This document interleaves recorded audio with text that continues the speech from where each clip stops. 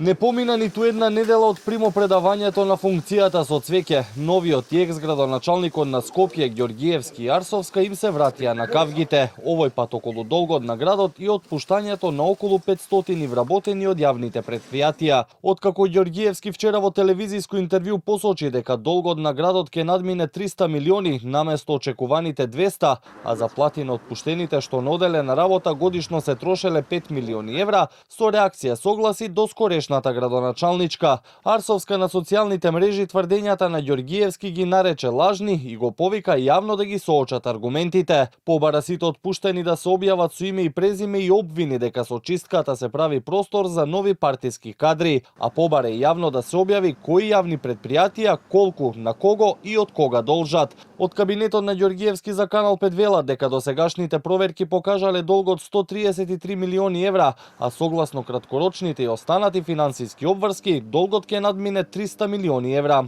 Во тек е дополнителна детална ревизија на фактури, со ова, но и другите јавни предпријатија и институции под градот Скопје, за кои се вршат проверки, а предпоставката е дека ќе бидат над 100 милиони евра. Вкупниот долг ќе надмине 300 милиони евра. Велат од град Скопје, а што се однесува до отпуштањето на вработените, велат сите постапки биле согласно закон.